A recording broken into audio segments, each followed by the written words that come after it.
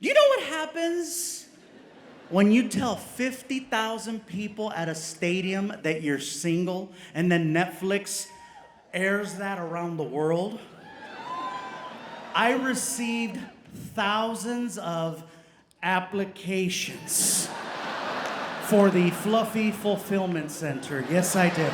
New special's coming out in January. The title, what is it? Well, the new special that's coming out in January had a title from the get. The title of the special was supposed to be Hard Rock Fluffy because I shot the special at the Hard Rock. Right. And everybody was on board with it. Everybody was cool with it. And then we get a call from Netflix. And Netflix is like, nope, there's money to be made on this.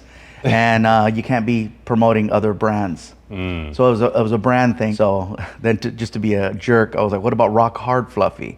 Yeah, for try to open up the audience a little. But no, they didn't go with that either. So we wound up going with a lot of back and forth. They gave me about 8 different titles that did not, they sucked.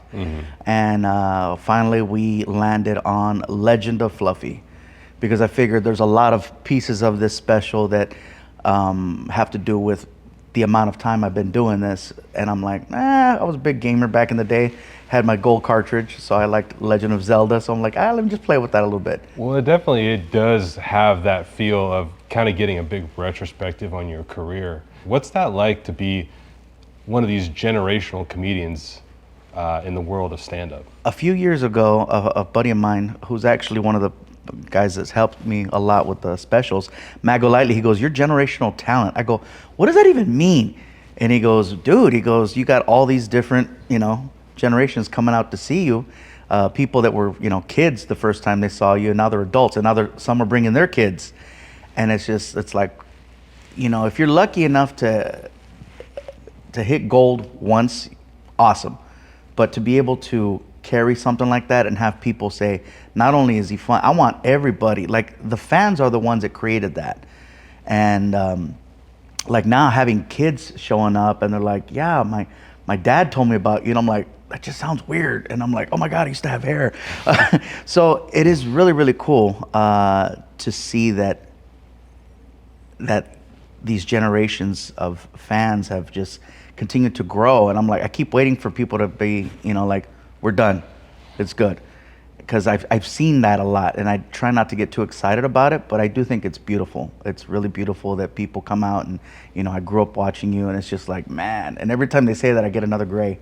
Another gray comes out here, and then another pink falls off my head. I fall off the stage tonight, that'll make the news. We're standing here live where authorities had this to comment. Fluffy fell, he fell hard. I ain't seen that many white people cry since a Taylor Swift concert. You're like probably one of the most positive, uplifting comedians when it comes to just who you are, your humor, everything you kind of exude. But so much of the special, you talk about stuff that happened to you that was like kind of like intense or scary. Like we talk about, your some near-death experiences, and then like your break-in that happened at your place. I think some of the best bits came from something really messed up. I think people can resonate with struggling and dealing with, issues, whether it's, having to go get checked out at the doctor. That's a little mark there. Got an angiogram.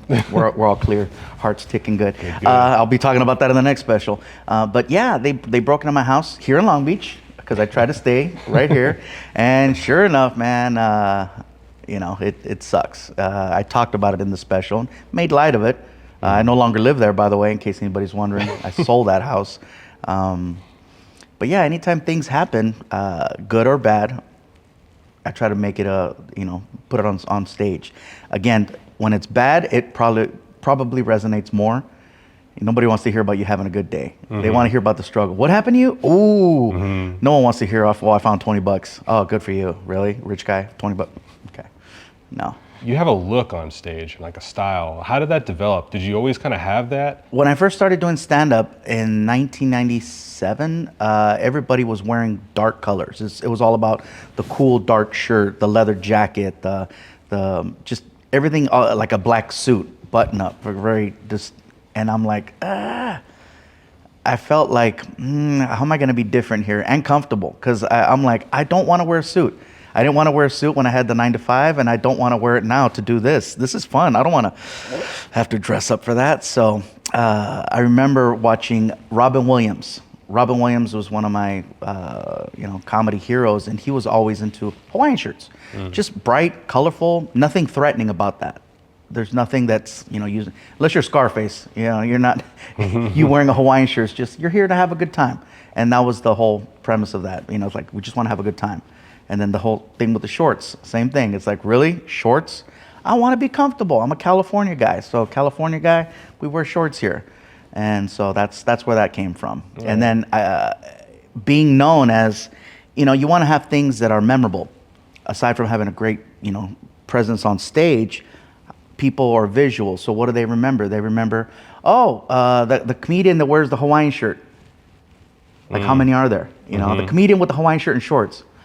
Oh, I know who that is. The short nickname, Fluffy. Oh, yeah. Because I tried using Gabriel Inglesias because I thought that was a beautiful, nice, wonderful name, and nobody remembered Iglesias at the end of the night. They remembered Fluffy, and that's why I stuck with that, and that's why I decided to go with Hawaiian shirts. And staying consistent also was big because a lot of times you'll try something and you don't give it enough time to catch. And I learned a lot of that from watching wrestling. They give a guy enough time, and you're like, this sucks. I get it. And I thought that, with time people would get that. And that's why every single special, he's wearing a Hawaiian shirt. He's wearing shorts. He's, and then with time, the Kangol hat started happening. So, all right, now it's part of the style. So it's to answer your question about that, it was planned a long time ago, and I just stayed with it and didn't change. Nobody wants to feel like they're getting old. So the first time I heard it, I was like, second time I heard it, I was like, buy a hat. The third time I accepted it, I was like, many years ago, when I first got started, all of this was land as far as the eye could see. It was a very different time. And by the way, I don't know why my old voice is white. The buses, Marvel, all the things you kind of collect. People know you for the buses, but is there something that you collect that maybe people don't know about? That you could say on camera? Well, I'll say it, but it's like, oh man, really, this guy? Collect watches. Okay. I know I'm not wearing one right now, but I collect watches. Where does that drive to collect stuff come from for you? Like, when did it start? Oh man, that comes from not having shit when I was a kid. Totally. I've always wanted this, and that, and mom's like, no, we can't afford it, mijo. No tenemos dinero. And I'm like, all right. So when I got in a position where I could get those toys that I wanted as a kid, I made sure that I did it. So whether it was a stereo system, this is a 90s stereo system that's over here in the corner, and it's very outdated, but man, if you had that in the 90s, you were the man. You were setting off the parties. And so when I got in a position where I could afford that, even though it was outdated, I said I've always wanted to have something like that back then. That's awesome. And so that's why I have stuff like that. It's me wanting to have a Monte Carlo that's like, oh my God, really? I figure I don't have any crazy habits. There's no drugs. There's nothing that's like, that I'm spending money on. So I'm like, I'm gonna buy the toys. I'm gonna buy the goodies. Yeah. So the collection for Marvel, that comes from me being a fan of the brand. I love Marvel. I watch DC, but I'm like, I'm not gonna. No, I'm one-sided on that one. Okay. I even got offered an opportunity to be in a DC film, and I turned it down because I'm like, I'm gonna be a hypocrite if I do it.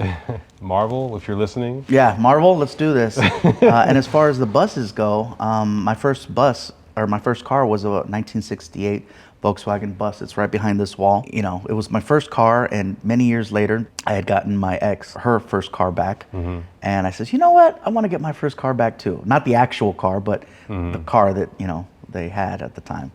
And I got one, and then the guys that got me the car said, if you want another one, let us know. And I was like, well, if you come across something cool, let me know. And it just kept going and going and going, and now the whole building's full. Staying motivated to keep doing this is really hard, by the way. A lot of people don't realize, it is a challenge to stay motivated because, you get comfortable. You get comfortable and complacent, and, once you get comfortable, man, you stop working, you stop driving, you stop going forward. And so I have to constantly like, okay, what are we doing? How can we do something? We need a new goal.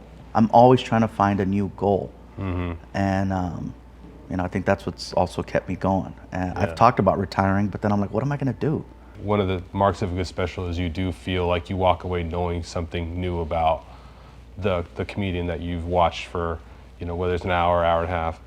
What's one thing that you would like fans who've watched you over your entire career now, who are still watching your specials, coming to your shows, what's one thing you would like them to kind of take away from this new special that you have? More than anything, I'm just grateful that I'm still here. You know what I mean? It's like, wow. Like when I walk out on that stage, I'm like, yeah, we're still doing this. This is cool. This has a shelf life. It does. It's not supposed to last this long. And so I feel very fortunate that I'm still able to do it. Don't get me wrong. I mean, there's still comics out there that have been grinding for years, but you get to a certain place and it's like, okay, where do you go from there? And so the fact that we're still going up, it's insane to me. So I'm like, I'm taking every day, I'm enjoying every day, and I want fans to know that I feel lucky. And I'm grateful. And if this goes away tomorrow, we can say that we did all this, and we can ride off into the sunset. But as far as a person, I think what resonates a lot is I make it clear I'm very flawed. I got issues and problems, and I got no problem putting it out there. I'm confident in putting my business out there and letting people know what I'm like. So when they run into me in the street, they're not surprised. Right. Like, oh, it's different. Like, yeah, no, it's the same dude. I'm stuck in the drive-thru with you. It's like, come on.